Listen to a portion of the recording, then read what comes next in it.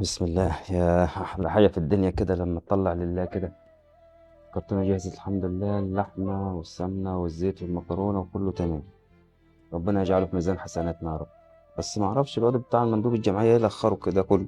كلمني من شوية وقال لي على اول الشارع. ما نادى على حمادة بيه يا اخويا، ما هو قاعد جوه ما عملش حاجة، يروح يشوفه. يا حمادة، حمادة. خلي بالك انت حماده جنبك، بس انت معرفش مالك اليومين دول غاوي تعلي صوتك. نعم يا عم، عايز ايه؟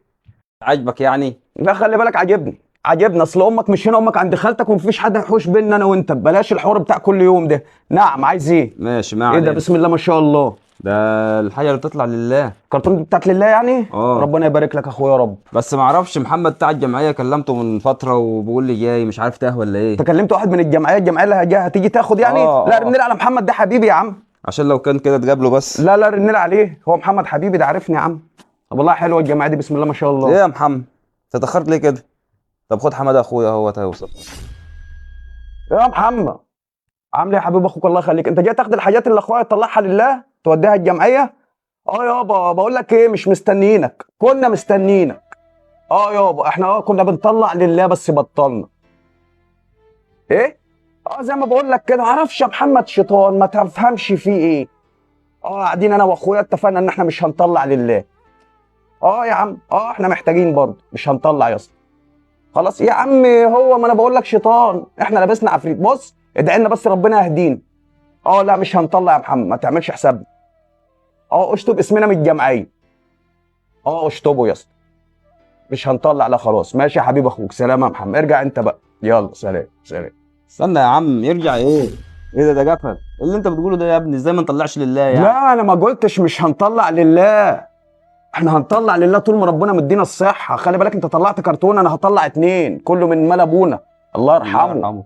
عمري يتقطع لساني لو قلت ان انا هبطل اطلع لله. انا هطلع، بس على فكره يا اخويا، انا اللي هطلع، انا اللي هشيل اوزع، مش الجمعيه.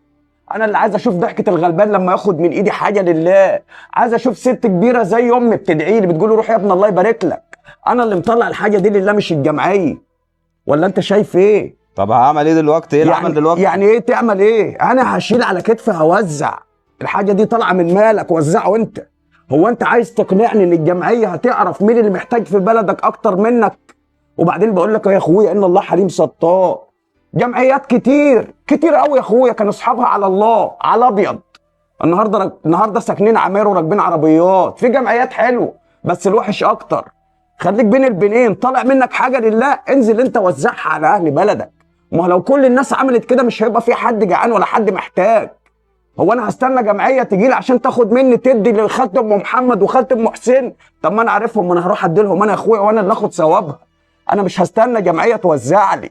احنا رجلنا ما تشلتش، انا اللي هنزل اوزع. بقول لك يا اخويا، ايه يا اخويا؟ شايلني. عندك حق يا اخويا.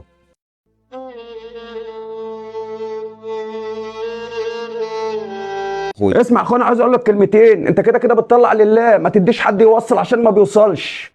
تمام؟ صحاب الجمعيات بيكبروا والفقراء فقراء زي ما هم. اللي انت بتبعته بيوصل نصه. في جمعيات كتير حلوه، وفي جمعيات كتير ان اسفهناكم. في جمعيات كتير صحابها كانوا على الابيض، النهارده ساكنين عماير وراكبين عربيات.